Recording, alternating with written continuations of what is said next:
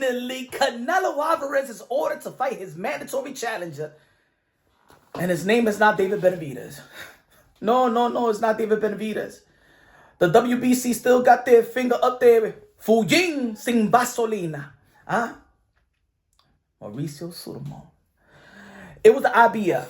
The IBF mandated Canelo Alvarez, and the fighter is William Skull. Yeah, William Skull. I don't know him either. I don't know him. No lo conozco a ese tigre. Huh? I don't know his resume. I don't know who he fought. As we all know, Canelo Alvarez is the cash cow of the sport of boxing. King Canelo, future Hall of Famer. One of the best resume in the sport of boxing. Probably the best resume in the sport of boxing. El Rey, a.k.a. King Canelo, a.k.a. Cartelo, a.k.a. Cashnelo, a.k.a. Payday, a.k.a. Get the fuck out of here, man. I'm going to say William Scott. Look, the IBF have history with Canelo Alvarez. They've been strict with Canelo Alvarez in the past in the 160-pound division when they mandated him to fight Sergey Derevchenko. They both couldn't come with an agreement, and they strict Canelo Alvarez. So the IBF is strict enough to order him and strict enough to strip him.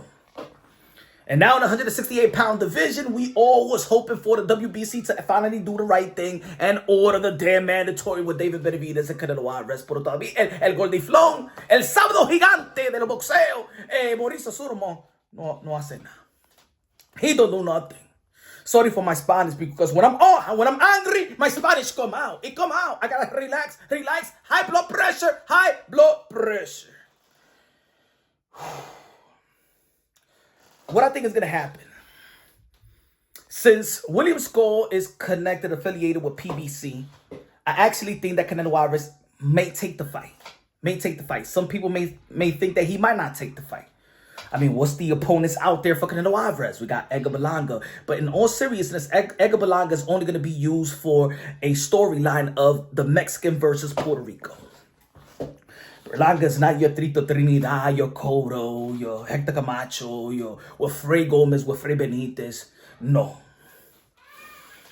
I think there's going to be an opportunity for Canelo Alvarez to go out there and fight in the Middle East. I think so. I think that I don't think that fight is going to... Nobody's going to go to that fight. Now, I'm not going to say nobody, but a lot of people...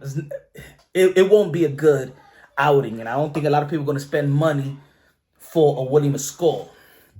So I think maybe he could fight out there in the Middle East finally, and probably in a new setting and things of that nature. Get familiar with the excellency and probably, get that money for David Benavidez, in the future. But a lot of people are going to be like, well, what about David Benavidez? Why Canelo Alvarez don't fight his mandatory? I don't put that on Canelo Alvarez. He's ordered to fight his mandatory, and he might fight the mandatory. He's been ordered.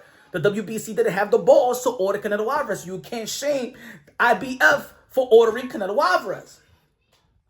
So the question is not to get mad at Canelo Alvarez. Really, I know people is frustrated with Canelo Alvarez because he's the king and he picks his opponents and things of that nature. He got the power to fight David Benavidez. But we got to hold accountable the sanctioning bodies as well.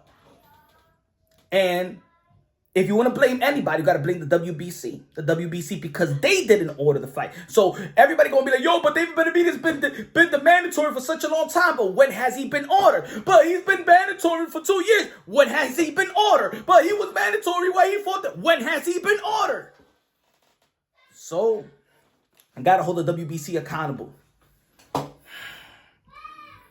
David Benavidez is going to be fighting in the 175-pound division. He's going to be moving up. I don't know if David Benavidez is going to come right back down. I don't know if Canelo Alvarez want to fight David Benavidez. He won $200 million or whatever like that.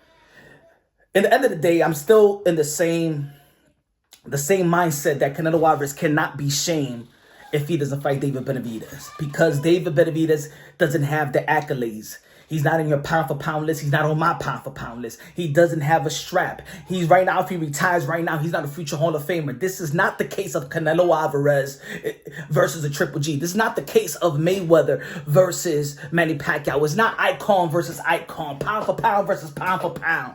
You feel me? Great resume versus great resume. That's not the case. That's just more of a hype fight. That's a fight for us. David Benavidez and Canelo Alvarez I'm talking about. So you can't shame Canelo Alvarez, because in all actuality, whether you like it or not, David Benavidez doesn't bring nothing to the table to enhance the legacy of Canelo Alvarez.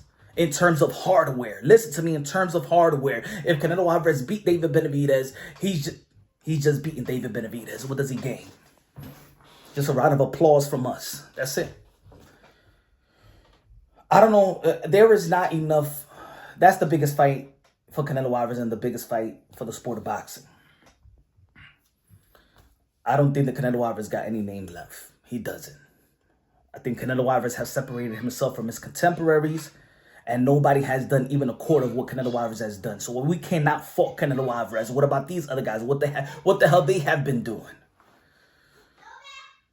But in this case, congratulations to the IBF for being strict and looking around. Nobody's gonna order Canelo Alvarez. Y'all ain't gonna do it. We gotta do it because we gotta have some type of moral somewhere, somehow, someday. Do I believe it's a good fight? No, I don't believe it's a good fight, but you could use that as a tune-up and look in the history of the sport of boxing. Not everybody fight elite after elite after elite. That's why we praise Oscar de la Hoya for doing that. You know what I'm saying? I wish that Canelo Alvarez was a little bit more like Oscar de la Hoya and try to fight the best every time. But a lot of great fighters, from Julio Cesar Chavez, Hagler, Roberto Duran, all the past legends has had those in between fights where we don't know who their name is and whatever like that. At least he's gonna stay busy. I'm a little bit. I don't know. I just think that, you know, it's nothing left for Canelo Alvarez, to be honest, man. It's just nothing left, to be honest. It really is. I think he's overstayed his welcome. And I don't want him to overstate his welcome to the point where he really doesn't have anything left to prove, because he doesn't. And then end up like Roy Jones Jr. You feel me? Because with Roy Jones Jr., like I've been saying it for several years already, when he went all the way to the heavyweight division and beat John Ruiz, it was it.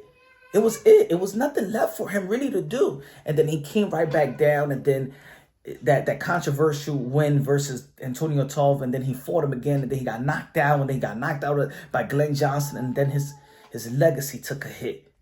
We was talking about Roy Jones Jr., arguably if he's the greatest of all time, and then it ended up, is he top 20, top 15? Let me know what y'all think about this fight. I think Canelo Alvarez beat the crap out of William Skull. He doesn't have any power like that. He slapped a lot of his punches. Yes, he's come from the Cuban background, but I just don't think that he is not even a David Morrell. You feel me? Let me know what y'all think, man. Subscribe to the channel, smash the like button. Love you, God bless, and on to the next.